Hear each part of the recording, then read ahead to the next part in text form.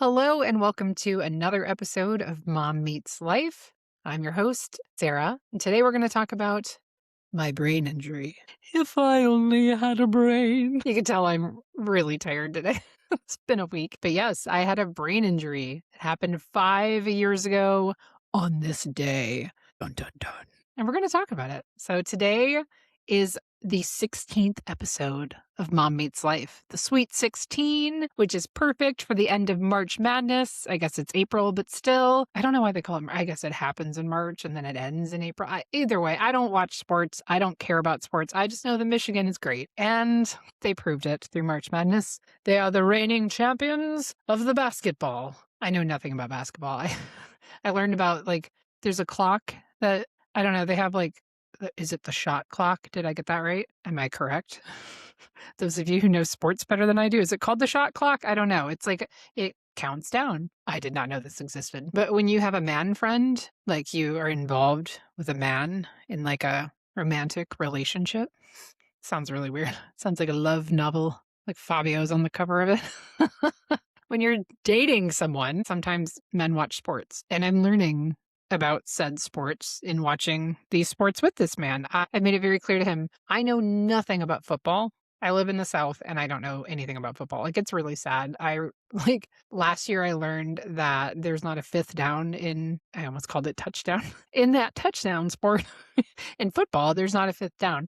So for me to know anything about basketball, I mean, how hard can it be? They run back and forth on a court and they dribble. See, I know terminology. They dribble the ball and then they shoot it into the basket, and they get points. Sometimes they get 2 points. Sometimes they get 3 points. Sometimes if they're injured or faking an injury, they get 1 point. They don't just automatically get 1 point. I learned that they had to shoot the ball from whatever yard line. Is it a yard line? It's not a yard line. I promise I'm an intelligent human being, but I don't know sports at all. Now, hockey, I know. I can talk about hockey all day. Any other sport, it's not good. I promise you it's not good. So it's the 16th episode, our Sweet 16, and let's get into it. Okay, if you're watching on the tubes, on the U's and the tubes on the YouTube, you'll notice today I do not have bangs. They are growing out, and I am too lazy to cut them until my next appointment. And I was like, screw it. I'm going to put them to the side a little bit and ooh, I don't know. I like the bangs. I think I'm going to get them back, but for a couple weeks, I think I'm going to just let them hang to the side. I'm a woman of many hairstyles. It keeps it interesting. For those of you following the Bang Saga, sounds like an adult film series, the Bang Saga. Bangs Saga. For those of you following it, you know that I got bangs and they're fun, but they're a lot of maintenance. I went to Texas recently for work. I have to go back in a couple of weeks and I'm like, do I want to deal with these? I don't know. I'm going to go a few weeks, see how I feel about this, and we'll go from there. Women are so weird about their hair, though. I know people who are like, oh my God, don't take anything more than a centimeter off. My whole world would be wrecked. I'm like, it's just hair. Cut it, dye it. I don't care. It grows back. If it doesn't, get a wig. I love wigs. I think they're super fun. You can be very versatile. You could spice things up. I don't know. You want to be a blonde for the night? Blondes do have more fun, they say. Although the last time I wore my blonde wig, I had to help a really drunk woman in the middle of an alley. So I didn't have that much fun. She had a lot of fun. I did not. She seemed to have a lot of fun earlier in the evening, but by the end of the night, no. So blondes do not, in fact, have more fun. Anyway, hair is weird. Women are weird about their hair. I'm just not. I'm going to try this for a little bit and we'll see where it takes me. I do have a man friend, though. I think the man friend likes the hair and my eyes. I've been told by a lot of men that I have pretty eyes. And that's kind of weird because they're eyes. I don't know. I've never really cared about people's eyes, but this man, he has some pretty eyes. Do you know Ray Liotta? Is that his name? His eyes are piercing. They're piercing eyes. Sexy. Yeah, I like his eyes. They're nice. I like other things. He's good looking. Calm down. But this week he went to some golf tournament. I think it's known as the Masters. I guess that's a big deal in golf. I don't know. And what's an even bigger deal, it seems, on social media is the fucking merch from the Masters. It's a big deal. And he's like, do you want anything from the shop? And I'm like, I like sweatshirts. I like turtles. And the man brings me a coffee and the sweatshirt on his other day off that he took after the Masters. And he brings it to my house and we have a lovely little like lunch date together. And it was amazing. I'm like, wow. And those things are expensive. Like I wouldn't pay that for a sweatshirt, but he did. And I'm like, do you want me to Venmo you for this? And he's like, no. I'm glad he said no because that would be kind of weird. But I still offered. Like, I'm a gentleman. I'm not. Don't think that. I still offered. I'm a nice person. And he's like, no, I got this for you. I'm like, thank you. And I love it. It's really cute. Like, I love a sweatshirt. If it's been like a long day, there's nothing I love more than putting on a sweatshirt and just like snuggling up on the couch with a glass of wine. I sound, sound like I'm on like one of those lowered expectations video dating things. My name's Sarah, and I like to wear my master's sweatshirt with a glass of wine while watching Gilmore Girls. It's very peaceful for me. Anyway, I have a man friend. I don't want to call him a boyfriend because it sounds weird. I don't know, when you're a certain age, like a certain age, I'm not like in my 70s, but I'm 38. Like, I don't want to be like, my boyfriend did this. It just kind of sounds. Do you remember that Seinfeld episode where she's like, but where's my fiance? Where's my fiance? And Elaine is like, maybe the dingo ate your baby. Like, I feel like that when I talk about having a boyfriend. Like, it just seems, I don't want to say pretentious. It's not pretentious. It's just, it's foreign to me. I haven't had like a boyfriend since high school, so I'm getting used to this. Now, before you ask, we are not Facebook official. There are reasons for that. One, as much as I share my whole life with all of you people, I don't share everything on Facebook. And I'm not talking about my podcast page. I'm talking about my personal page. I don't have to share everything. There's a reason for this. We also both have kids, and kids use social media, and we're just not really ready to meet the kids and introduce, like, that's way down the line. And we are just taking things as they come. And that's kind of nice. So there are a lot of women that will say, like, oh, I can be a little aggressive. I can be a little bulldogish. I'm one to say that. There are times I'm like, I can be a bit bulldogish. I can be an absolute bitch. Just going to say it. It's not that I mean to, but I got to a point with dating that if one thing happened and I let it slide, like the next time something happened, I'd be like angry at myself for not nipping at the bud originally. And then something else would happen. And there came a point where I was just like, fuck it. I've almost become over the top, like closed off and closed minded. I hate to use the term closed minded, but I can't really think of anything else. I'm borderline jaded when it comes to dating. And I assume that if something happens, then it's the end of the world and someone's being an asshole and there's like malicious intent behind their decision. And I just cut people off immediately. And when I cut people off, it's not like I say, oh, I'm not going to talk to you. And then like I check their Facebook and then I message them a few days later and we go out for coffee. No, you're dead to me. Like if I cut you off, you are out of my life completely, never to return. Like that's the point that I got to. It's not a fun place to be. Like I sound like I'm in the fucking mafia. I'm not, but I got to a point where like I had to protect my peace. I had to protect my family. Like I had to protect my family. I sound totally mob boss saying that. But it wasn't to cut people out and be mean to people. It was so I would respect the boundary that I created. I had to build a wall so tall that even I couldn't climb it and tear it down. And I found myself just being just cutthroat and heartless. And, you wronged me once, like you're dead to me. And trust me, there are some people that deserve that. And biblically speaking, do they deserve that? We should forgive, like Jesus would forgive. But it doesn't mean you have to be best friends with people either. But I kind of took it to an extreme and was just like, build this huge wall that no one is ever going to climb and I'm going to be just fine. And if I protect myself, like, ah. So when you're in a new relationship, you're learning the other person and you're learning their communication style. And one thing I've learned about men is men are very simple creatures. And I don't say that in a way that like men are stupid. They're not. So when you're in a new relationship, you are learning a lot about the other person. You're learning about how they tick with you, how they stay in rhythm with you, and what their communication style is, what their love languages are, what they like, what they don't like, what you like about them, what you don't like about them. There's a lot happening at one time when you start actually dating someone. Not talking stage, not this bullshit. We're just talking. I saw you at the bar last Thursday, Carrie. That's not talking to somebody. I didn't know the talking stage needed contraceptive measures, but that's not a talking stage. But if you're actually in a relationship with someone, like again, not the bullshit, oh, we're in the talking stage, like we're just hanging out, like we're dating other people. No, like if I'm dating someone, I'm committed to that person. Like, I don't have time to date multiple people. For one, I don't want to. For like, I can't do it. There's funny people on TikTok who are like, if this man isn't giving you everything you need, date another one, get a supplemental boyfriend. And it's funny. And you're like, oh, that's hilarious. But I could never do that. I don't care enough. I like my alone time enough that like, I'm not going to spend every waking minute with a man, especially multiple men. Ew. Like, even when I had Barbies as a kid, like, I had one Ken doll. One. That was enough. Now, every now and then, if they had like a cocktail mixer, I'd bring in the G.I. Joes and we'd have a good party. But I had one Ken doll. Like, I don't want more than one man. It's messy. Like, no, thank you. Not that I've ever tried that. I'm just saying it's not for me. So when I'm dating someone, I'm dating them.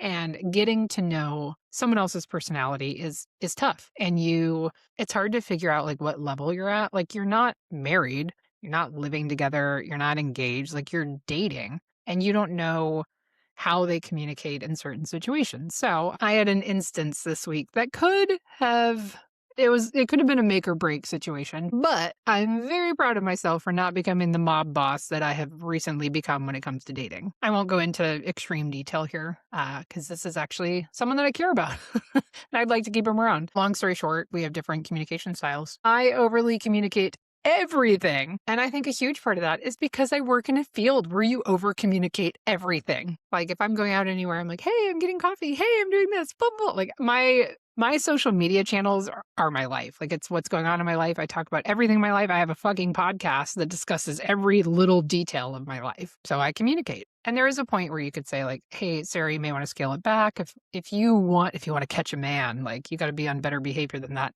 My theory is, of course, I'm growing as a person. I'm trying to find myself. Like, I'm a good human being and I learn and grow. And I'm not one to say like, oh, I'll never change. But I am who I am. I love who I am. I've built myself up brick by brick to get where I am. And if someone doesn't like me for who I am, they can find someone else. That's not the case here. So let me preface it with that. But I'm over the top. I communicate. I'm like, here's all the things going on in my life. And something I've had to accept is not everyone is like that. And if someone does not text me for a while, I think some of my past trauma, you would not believe the excuses I've heard. Getting lost in a national park for 12 hours was one. Someone that I dated literally lost his phone because a bird snatched it up. Yeah. One guy I went on a couple of dates with never answered his phone. He said that he left his phone on the golf course on a golf cart all weekend and didn't get back till like a Monday. Anyway, I've heard some excuses. So some of my past trauma is you go to like the panicky phase. Like, oh my God, is this happening again? And when you've been ghosted before, you're like, oh God, is this happening? But this person has never given an indication that he would be that person. Like, I truly deep down was like, he probably just like left his phone at home or whatever happened. But he didn't text me for a bit of time. And the next day he apologized. He's like, hey, lost track of time, whatever. I appreciated the apology. And I gave him a little space and I let him know something that makes me feel a little more secure in a relationship is communication. I don't care where you are, who you're with, I don't care. I really don't. Like, if you're a good person, I know you're not out doing bad things. If someone wants to do something bad, they're not going to tell you like, oh, I was out last night. They're going to do it in the shadows and they're not going to tell you. So if someone says like, hey, I went here, cool. I don't care. Like, thank you for telling me. When I say I don't care, I mean, I don't get jealous. It doesn't affect me that way. Cool. But my communication style is let me know you're okay. That's all it is. I don't want to keep tabs on a man ever. I had to do that for a very long time. Look where that got me. Surprise, he left me for someone else. Anyway, I don't want to do that. So I was very direct and just said like, hey, if we're at this level, I expect communication at this level. I want the communication to match the level that we both say that we're at. If it can't match that level, then I'm going to take a step back and we're going to be back to this level. And I think I came in a little strong. Me? What? But he listened and we got through that. So starting a relationship with anyone is scary. Like, it's butterflies and it's fun and it makes you giddy. And I'm quite smitten with this person. Like, I really am. But dating is terrifying. At any point, they could just be like, you know what? I'm done. But then I thought to myself, you could also be married to someone and they could be like, you know what? I'm done. There's more of a legal process there, but so I have really leaned in to my faith and just remembering that God is always going to put what needs to be in your life at the time. Like, what's for you is not going to pass you. Having anxiety about a relationship is absolutely pointless. Like, What's meant to be is meant to be. Let someone's actions speak louder. If they show up, if they're consistent, great. If they screw up a few times, so be it. You get through it, and you remember that the man brought you coffee and a nice sweatshirt. All right, let's get into how I got a brain injury. And no, it's not from playing football, my favorite sport in the world, or hockey. I love hockey, but no. This topic is controversial because there are crazy people out there who are like, if you talk about this, you're telling people your political affiliations and how dare you? And you know what? Fuck you. In 2021, the COVID vaccine became available and there was a lot of controversy around it. Republicans were like, if you get this, you're a sheep and you're listening to the government. The Democrats were like, if you don't get this, you will kill our entire population. And everybody hated each other. And 5 years later, it's still happening in our country. Not over the vaccine, but over literally anything. I could say, like, I think Barney the dinosaur is adorable. And someone would be like, you know, that purple is the color of hate. Like, I don't know. Everyone's mad at each other all the time. And in 2021, things were very tense in our country with COVID and all of the deaths and everything going on. Everyone hated each other. So if you couldn't guess, I am more conservative in my political beliefs. What? Don't come at me. Like, calm down. I'm a nice person. I love everyone. Like, chill. Actually, I don't love that many people, but I'm a nice person. Like, so when I got this vaccine, it had nothing to do with anything political. I saw that the J&J vaccination came out and it was a one and done. I try to be as efficient as possible. So when I heard there's just like one and done, I'm like, screw it. Let's do that. Like, I don't care. Like, let me go for it. So I worked for a company where I got to travel internationally, which was awesome. And I think being so cooped up during COVID times, I wanted to travel again. And I was like, you know, I might as well just do this. I saw it in the paper that it was coming to town. Like, I read the paper daily. It's sad.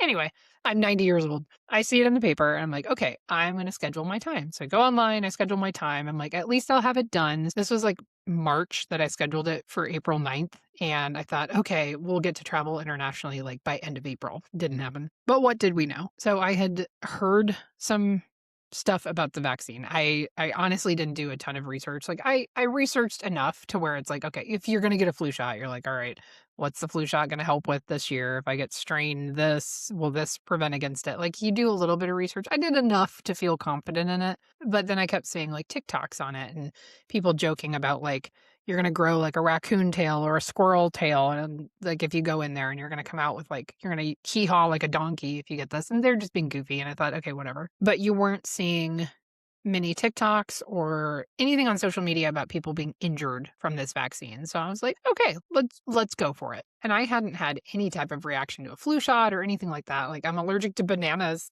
So I go in on April 9th of 2021 to my local farm hospital. I call it the farm hospital because you wouldn't even take your fucking horse there. I go in, I get the shot on my left arm, and I sit in this little hallway. They're like, you need to sit here for 15 minutes, make sure you're okay. I'm like, all right, sat there. I was fine. Thought nothing of it. Some people had said when they got their vaccination, I know the ones with 2 doses, they didn't have as many like flu-like symptoms afterward, but the one and done, they're like, oh, it's a really powerful dose. You could have flu-like symptoms. So the first night I didn't feel great, but I wasn't like hunched over dying. But I did start feeling pretty woozy. And I thought, okay, this is a little bit of a side effect. It's fine. And I believe this was going into a weekend. And I remember being kind of lethargic and not really remembering a lot. Something felt off, but I just kept thinking, okay, we're going to be fine. I started having a little bit of tingling in my left leg, and I thought that was odd. So that Monday rolled around, and I was on a call with my boss. And he looked at me and was like, Sarah, are you okay? And I'm like, yeah, why? And the whole left side of my face like was droopy. And I was like, okay. And he's like, you may want to call your husband. How about you sit down? Because I had a standing desk. He's like, how about you sit down and call your husband? Like, get offline. I'm like, okay. So I'm kind of freaked out at this point. So when I was sitting down in my office, like I felt this weird, like tingly wave come over my body. And I'm like, that's not normal. And my left leg started to go numb. And I thought that was quite strange. So we go to my local doctor because I had a PCP who I really liked at the time. And he's like, this is weird. And he recommended we then go to the hospital. I'm like, okay. So we get to the hospital. And I was describing my symptoms and they're like, this is not good. And then I just hear stroke alert, ER, stroke alert, ER. And I'm like, is that for me? I'm the stroke alert? Oh, shit. Like, I don't want to die today, but here we go. If you've ever had a stroke, I'm not making fun of you, but I'm just sitting there like, what the fuck is going on?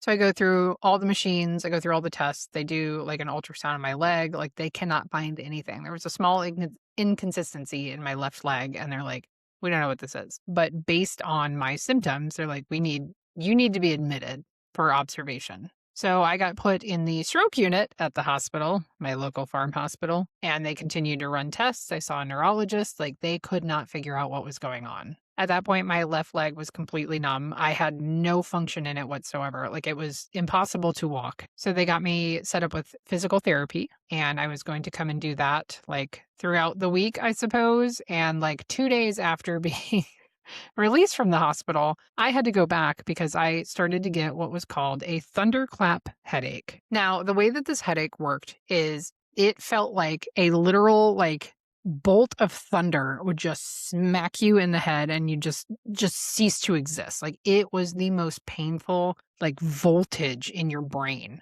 So on top of having no capacity to walk on the left side of my body, my arm was still numb, like my face was kind of droopy. It wasn't as bad.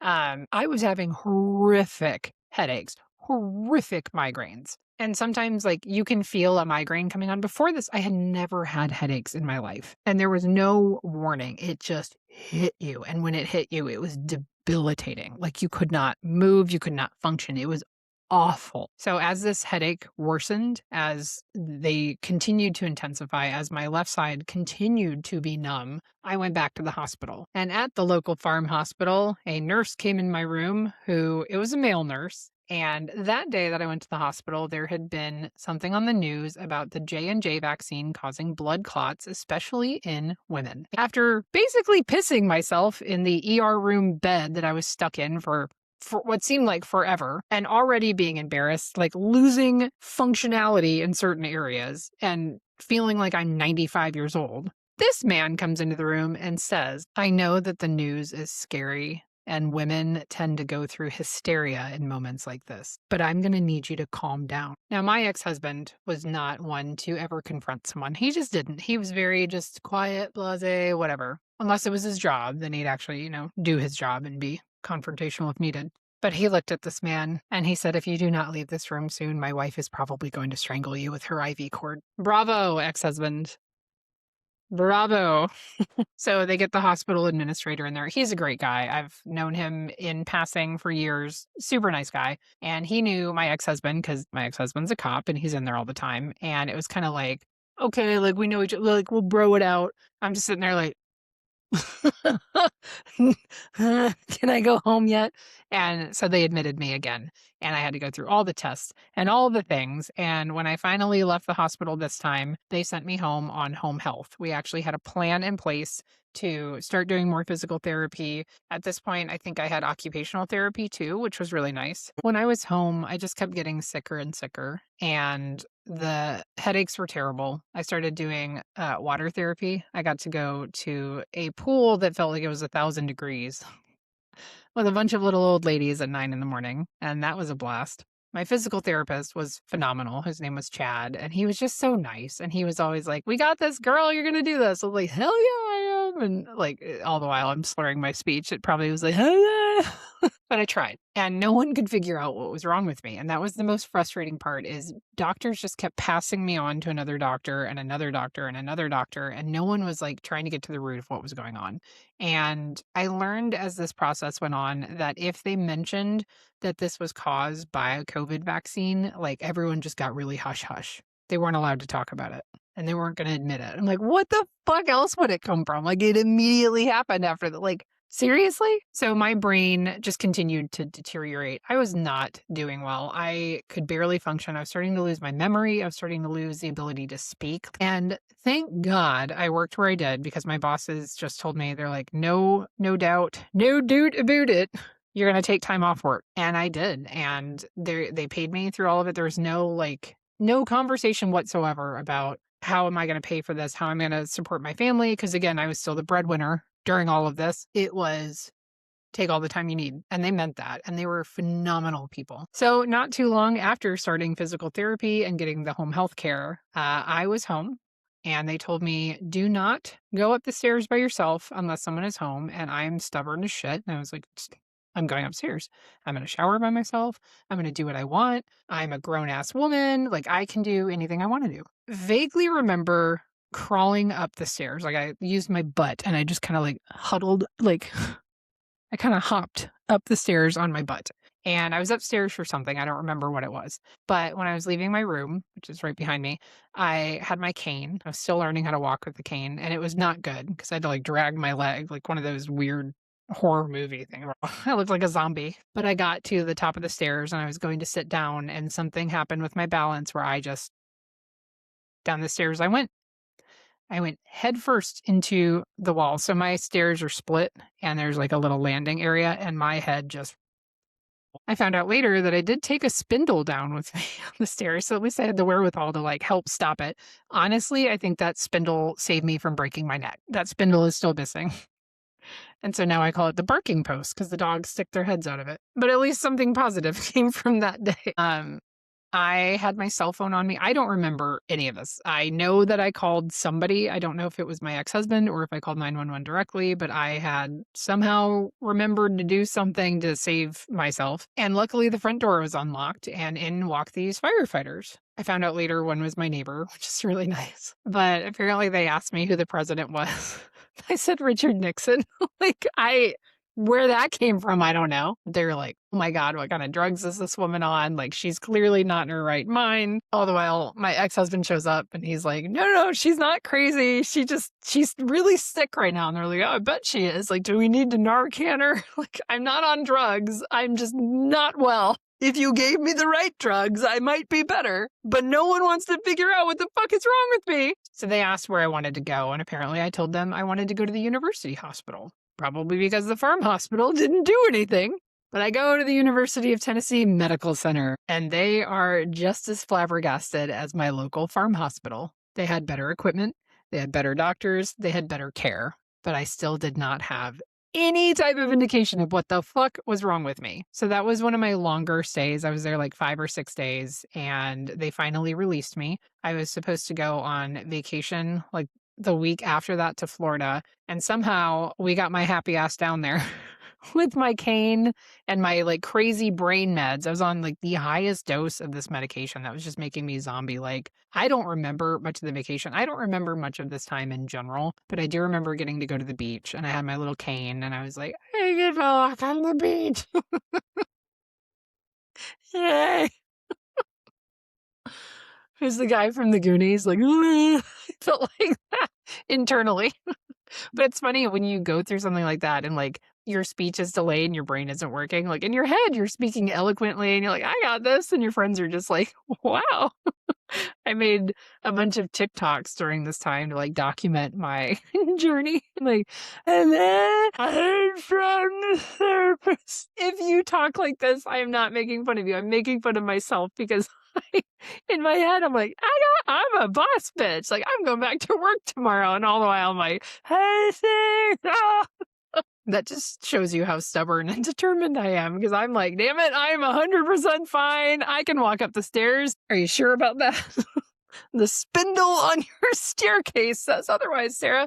You know that giant bruise you have on your neck because your body folded like a fucking pretzel when you torpedoed yourself down the stairs? Pretty sure you're not doing well, dumbass. But did I listen? No. My ex-husband was like, I don't think we should go on this vacation. Yes, this is the same ex-husband who wanted to go on vacation with his now wife when she lived here before they were together. And that whole story. And he wanted to go on vacation with her family. But when I was sick, he did make the right decision to say, we probably shouldn't go on this vacation. Did I listen? Did I insist on my doctor writing a note saying I can go on vacation? Yes. Did I send my ex-husband a picture of me holding the note while flipping him off? Also, yes. So anyway, we go on this vacation. I deteriorated fast. It was not good. I shouldn't have done it.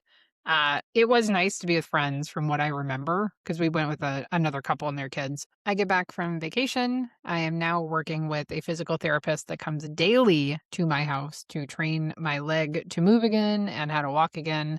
And then I'm working with occupational therapy to like learn how to lift things up and do things like that. And I still was not doing well. And once again, I just fall to the floor. At this point, I started losing more of my memory, more of my abilities to, function as an adult, like chew. Walking was exhausting. Talking was exhausting. I was not in a good space at all. Like it just continued to get worse. So my headaches were horrific. I called one of my best friends. I'm like, I'm not doing well. Like, I don't know how I said it, but I'm sure it sounded like that. And she's like, I'm taking you back to the hospital. And I don't even know if she told my ex-husband or just came and got my happy ass, but we went back to the university hospital and the migraines were so bad and the headache was so bad. Like I couldn't see straight. Like I was so sick and I was passing out. My blood pressure was dropping. Like I was not okay. And she knew someone who worked at the university hospital, someone pretty sure he was a neurosurgeon or something in the ER. I don't know. He was high up in this hospital. And she's one of those friends that, like, if you need something, she's not going to just show up. She's going to show up with like bells and whistles, and you're going to get like the full Cadillac package. So we go to the hospital and she like demands that we go see this person. And he's in there with me. He's like, I'm going to give you this migraine cocktail. And I was like, please, the love of God, do not. Maybe he gave it to me anyway because I was making no sense. Couldn't form a coherent sentence. But in my head, I was telling him, please, God, do not give me this cocktail. The reason I knew that this migraine cocktail wasn't going to work for me was the last time I was at this hospital, they gave me one and it made me feel like I was going to crawl out of my own skin. It was the worst feeling ever. I don't know. It's a combination of 3 medications and they call it the migraine cocktail. And this doctor was like, no, no, no, this isn't that. It's something different. Trust me. And I trusted him. And within like 2 hours, I wanted to crawl out of my skin. I felt awful. I'm like, I fucking hate this. Like everything, but you can't really speak it because no one understands what you're saying anyway. But I laid in the ER in this very dark room and they wound up admitting me again. So I had all of the tests run again and again and again. And then I get discharged back home and they're like, you really need someone with you here most of the day. So I had a series of friends come and watch me. I had a neighbor that we could call if something happened, but for the most part, I was on my own. I still had home health coming, and at this point, they were coming a lot more. I wasn't making progress with walking. I kept thinking that I was, and I wasn't at all. Like my whole leg still could not move. Like I couldn't remember how to walk. And so I was very heavily relying on my walker. My daughters were 4 years old. I have twin daughters. They were 4 years old at this time. My son was 7. Like they're little. They were in school and in daycare. Like this was a lot on the family. My dog had died in the middle of this and I kept forgetting that she died. So when my ex-husband would come home, like, will you let the dog out? And he's like, the dog's dead. I'm like, what? The dog died. After another week or two of just horrendous sickness and not doing any better, another one of my friends is like, we're going to Vanderbilt. We had worked with family in Minneapolis to try to get me into Mayo. My doctor didn't want to send me to Mayo because I didn't qualify for whatever bullshit you needed to qualify for to go to Mayo. So their suggestion was to go into the ER of either Vanderbilt or Mayo. And considering my kids were so young, Vanderbilt was 3 hours away. And my friend was like, I'm taking you to Vanderbilt.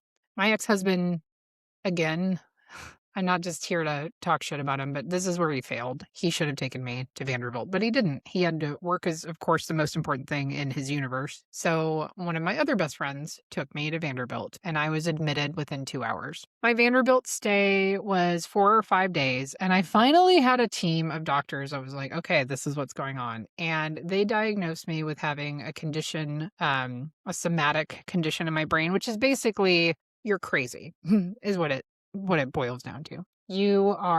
Something in your body has rejected something else and it like has made your body shut down. And so it's just like, oh, this is not really happening, but it is. Like in your head, it's happening, but it's not really happening. And I'm like, that's not the fucking case. Like I'm not crazy. Someone fucking listened to me, but I probably was like, they're like, we can't understand you, so we're not going to listen to you, dumbass. But they had an aggressive treatment plan for when I went home. They were going to do physical therapy, occupational therapy, and speech therapy, and then also put me in actual therapy on top of it to talk about the trauma that I had been going through and my body had been going through. So I get home and it is 5 to 6 days a week having these people come in and out, like amazing people. They were so nice. They worked with me constantly, but I still wasn't 100, like nothing was working. And on one of their visits, I passed out. And when you pass out during home health, you have to go to the hospital. So they took me to the freaking farm hospital again. And then they released me, and you have to get back on the list to go back through home health therapy. And at that point, they had denied me home health therapy. Make that make sense. Then, after like a week of me attempting to argue with people on the phone while sounding the way that I did, they approved home health again. And this nurse, I had never met her before. She never came back. It was the only time I ever met her. She took my blood pressure, and she's like, "Do you know that your heartbeat is really hard to hear?" And I thought, no, I don't know what that means. I don't know anything about medical stuff. And me, being the weird little nerd that I am, Googled, what does it mean if it's hard to hear your heartbeat? One of the first things that popped up was called vasoconstriction. Again, I'm not a medical professional, but basically your blood vessels are constricting. There's like less oxygen or less blood flow for whatever reason. And I looked up, how do you make this better? And one of the things was high doses of magnesium. So I asked my doctor, can I get a magnesium infusion just to see what happens? He's like, I don't see why not. Maybe this will help. I think he thought I was crazy. I had 2 infusions about a week apart. After the first infusion, I could talk somewhat normally again. And after the second infusion, I was able to walk without my walker and only with my cane. My body still had to learn how to walk and talk and do all the things again. So I still had home health for a while. They were amazing, but they got to come less and less. I was still passing out a lot. I was still on very heavy doses of brain medication. All the thing I had to see 50 different specialists. It was just a constant round the clock thing. And once all was said and done, it was about 6 months after all of this went down that I finally started to feel normal. And then that woman moved into my house that January, as if things weren't bad enough.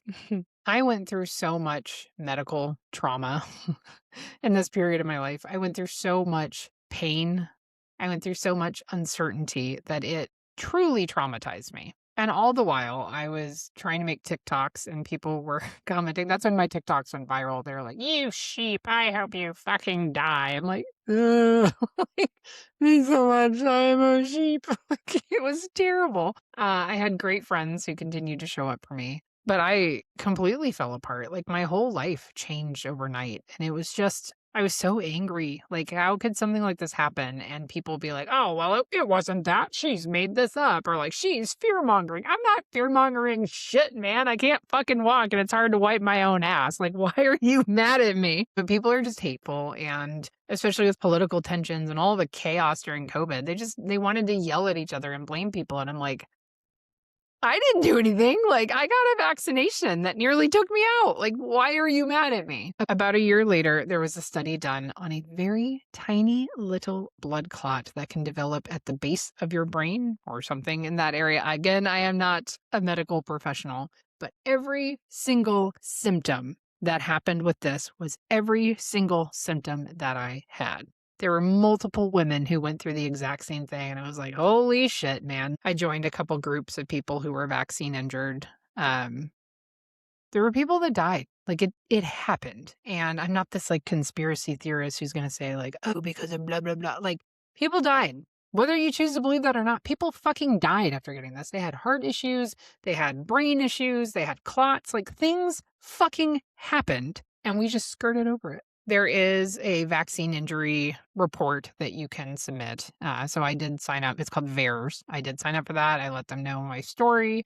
I had to go into like complete detail of everything that happened. And then they wanted your lot number. And my lot number for the J&J had so many injuries, and it's terrifying. A woman in my town that I became good friends with, she was paralyzed from the waist down. Like she couldn't do anything after her Moderna vaccine, and then she died. I've become friends with several people who were injured by vaccines, and they all went through the same thing. No one believed them. And it's like, how do you not see that? Like, it literally happened. They're like, oh, they want money. I didn't make any money from this. What the fuck are you talking about? There was the vaccine injury compensation program through the government because we trust the government. I trust the government about as much as I trust my ex-husband. Let's be honest. But this compensation program, you had to upload every piece of medical documentation that you had. And it was like 500 plus pages that I had to take a picture of with my phone and like put it onto my computer and then send it in. So I do this, and I had to write out every single doctor's appointment I had, every doctor that I saw, every hospital stay, everything on there for them to review and say like, oh, we might compensate you for something. When I go to submit this massive file of information, it said that there's an error and to call this phone number. So I call a phone number and this guy is like, well, if it submits, well, you'll know in 2 weeks. And if it doesn't, you'll have to try again. And I was like, do you realize how fucking long it took me to do this? Like, this is insanity. And I thought to myself, I am an intelligent human being. I would say I might be slightly smarter than the average American. I thought of all those people that couldn't do this and how difficult they made it on people and just shame on them. Like, that's ridiculous. So I prayed about it and I truly felt like God said, I will give this back to you. I'm like, okay. Just waiting. But I wasn't going to fight him. I didn't want to fight anymore. I was so tired. I had fought for so long to get back to normal. And I'm like, I'm not fighting this too. Like, fuck this shit. Like, no. And then, not for nothing, but the government to have all of my medical records and was like, do we want this? I had a lot of weird inflammation after everything was said and done. Once I started walking again, talking normally, going back to work, just weird things would happen. Every now and then I still have little brain zaps where I just like, I'm kind of taken aback. Like I'll be walking or doing something or on a meeting and it just like your brain just stops working. And I had never had that happen before. Maybe that's normal. I don't know. I had lots of weird inflammation like in my mouth. I had this bizarro like ulcer thing that developed under my tongue. I had more inflammation in my joints. I never had anything like that. And so many weird things happened since my vaccine injury. I did have a dentist appointment a couple years after this. Like it wasn't anywhere near when this happened, but I had a complete panic attack and it was the smell of rubbing alcohol in the dental office. I've never had an issue going to the dentist. I've had like 4 root canals at this point. One of my teeth had a double root canal because they took the roots and then they were like, oh, it's very rare, but you have an extra one buried in there. I'm like, what the fuck? So trust me, I'm not afraid of the dentist. I've never had an issue there, but I went in there and I sat down for a cleaning and I started to get sick and I was just panicking sitting in the chair. And I was like, I'm so sorry. I have to go home. And they're like, are you all right? I was like, I'm sick. We'll reschedule. I called them back and told them, I had a panic attack. I've never had that at the dentist. Maybe I'll take like a Xanax before the next one. And they said, why don't you come in on this day? We'll knowing that, we'll get you through it. And they brought in their therapy dog for me. Yes, my dentist has the therapy dog, just the nicest thing. So I will always go to them. They're this teeny tiny little dental office. Love them. But there are things that just will trigger memories of this. When my former stepmom died and I was in the hospital in Minneapolis, the smells of the hospital. Oh man, it just brought me back to how sad and defeated I felt at the time, going in and out of hospitals and just begging someone to listen to me. Like, this is really happening. This is happening to me. Why are you not listening to me? And no one gave a fuck. They just wanted to cover their own medical licenses and say, well, the AMA said we're not allowed to blame it on this. You fucking twats. I am sick as fuck with 3 young kids. And you're going to sit here and be like, well, there's nothing we can do. We don't know what it is. But it definitely didn't come from this vaccination that you just got, having 0 symptoms before. It was a very traumatic time in my life. And I have healed from it. I had a lot of odd traumas in my life. This is not a normal thing that a lot of people go through. They're not like, oh, I got this regular vaccine that everybody else got. And then I got a brain injury. I healed, and then that woman moved into my house and my marriage fell apart. And then it all went to shit from there. It was just like, woo! I'm not saying my brain injury is why my husband left me, but it wasn't fun either. Today marks 5 years from that day. And I'm in such a better place in my life. And I'm so fucking proud of myself for coming as far as I have. But I fought hard. I didn't take no for an answer. I wasn't going to there were times, trust me, when I fell down the stairs, I was like, that's it. Richard Nixon is president. I'm missing a spindle. Fuck it. I had moments in public where I would embarrass myself because I just fall down. Just whoop. Or I wouldn't be making any sense. When I went back to work, my bosses were like, uh-huh. I thought I was moving and grooving at the speed of light. And I'm like, here is today's report for marketing. God love them. They were like, that's great, Sarah. But I fought. I fought for my family. I fought for myself. I fought for other people who went through this who didn't make it this far. There were people who literally died. And they They didn't have a chance to advocate. I've been an advocate for other vaccine injured people. I've put it out on my platforms. I've said what's happened so that they know, like, this isn't just you. Like, this has happened to other people. And through TikTok, I met so many other people who went through similar things. And we had a community of people. That community has kind of dissipated in recent years. It's really hard to keep up with that, especially when a lot of agencies will shut it down. Trust me, they shut them down. Like, it's fucking crazy. I get banned from, like, talking about this on social media. Still, 5 years later, they're still like, "Oh, you can't talk about that. We don't talk about that here. Oh, we don't talk about Bruno." Sorry, I'm tired, but I'm happy to be where I am. My friend reminded me today, like, "Sarah, you're walking. You're talking normally. You have a successful career. Like, aside from all of the divorce trauma and everything I went through with that, and then the flood in my house and my stepmom dying and, like, losing all my friends, like, the crazy shit in my life that has happened, I've almost blocked this portion of it out because it was so traumatic and it was such a pivotal moment in my life where it was, you used to be this way and you will never go back to being that person. Like, that side of me died that day. Getting that vaccination killed whoever that person was. And the blessing in it is I learned how to advocate for others and I learned how to fight for myself. And it set me up for another fight of my life, which was going through a divorce and getting through that in a way where you come out on the other end glowing and a godly woman and full of faith and joy and happiness. I'm a fighter. And that's pretty damn cool. If you are going through any type of medical journey, I would encourage you to fucking fight for yourself. If you have a great group of friends like I did, if you have a great support system who can help you, that's amazing. But no one is a better advocate for your health than you. If you're in a place where you can advocate for your health, do it. Tell the doctor, no, this is actually happening to me. Even if you don't think it is, even if every textbook says this is what's happening. Listen to me. If they don't, go somewhere else. I've done it. I got rid of 2 primary care providers because they weren't listening. I finally got an amazing DO who's a woman who listened and she gets it. And there are times I'm like, could this be a blah, blah, blah, blah? And she's like, Sarah, that sounds kind of crazy, but you know what? Let's look into it. Get a doctor like that. If you don't have access to good medical care, I would encourage you to find some kind of group that will help you get it because your health is extraordinarily important in this world. And if you want to continue to live a good and healthy life, you have to have good people on your team. So here's to 5 years past that crazy day in my life where I just on a whim was like, I'm going to get this lovely vaccination. What a naive, stupid girl I was. But here we are now.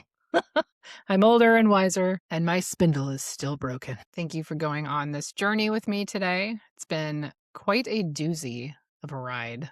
Just right when you think it's not going to get any worse, it's like, haha.